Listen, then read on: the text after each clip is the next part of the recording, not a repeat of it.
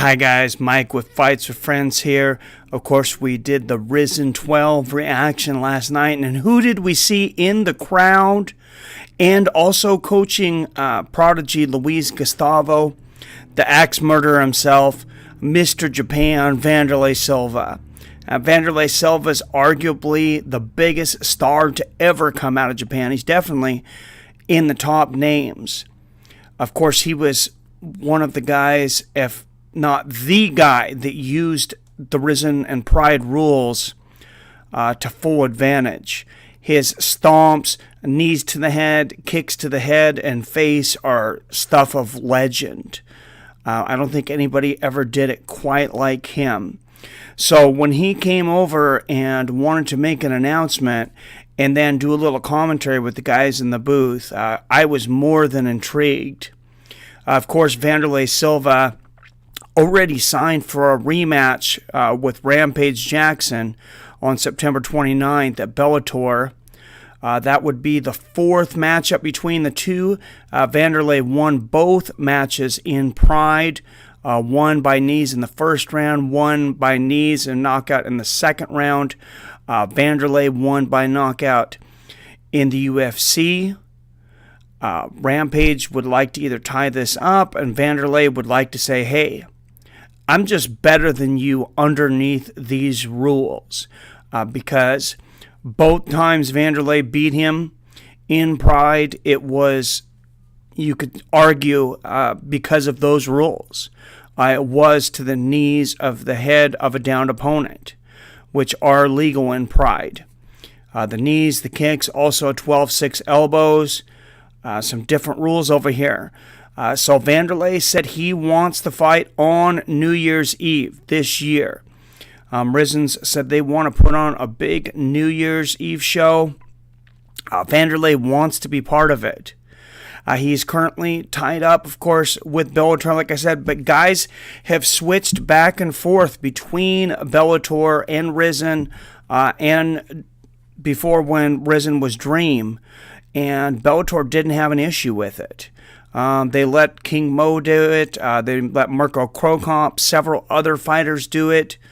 If they want to keep the skills of a guy like Wanderlei Silva, I don't think they're going to give him a whole lot of issue. He just has to make sure that he comes out of that fight with Quentin Jackson, hopefully, with not a whole lot of damage, because you're looking October, November, December. That's 3 months.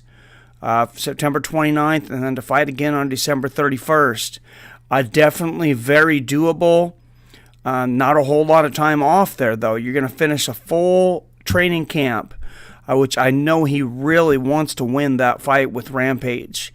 So that's going to be a tough training camp at 40 years old for Wanderlei.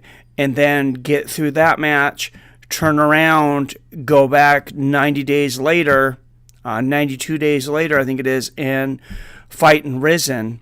Part of it would kind of depend on who he's fighting. Some people have talked possibly Mirko Krokop, which would be absolutely bananas. That would put Rizin back on the map and get them close to conversation and back to where they were back in the Pride days.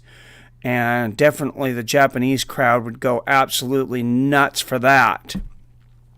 I don't know who he would be fighting, but after having that long of a training camp, it's very hard to just go straight into another training camp. Maybe some people think, oh, you just had a fight, you got 90 days in between, so that's 90 days for a training camp. So why don't you just go back into another training camp? Well, you have a ton of nagging injuries, you risk overtraining, there's a lot of things. He would have to take some time off, probably a minimum of 3 weeks, I would say. Then he's probably going to have like a 6 to 8 week training camp, and then a few weeks of light sparring leading up to the New Year's Eve match. Like I said, definitely doable.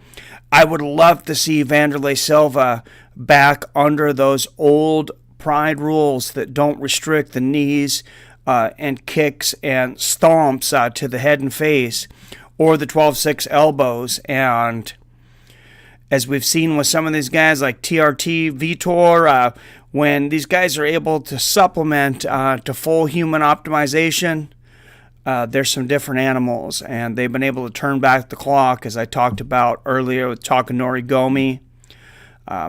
Marco Krokops did it. Several of these fighters have been able to do it, whether it was under UFC's short time sanctioned TRT exemption for fighters with low testosterone or by other means. There's definitely a way to turn the clock back on these guys. And Wanderlei Silva is not the oldest guy out there. He's 40. Quentin's 40. They're right there around the same age.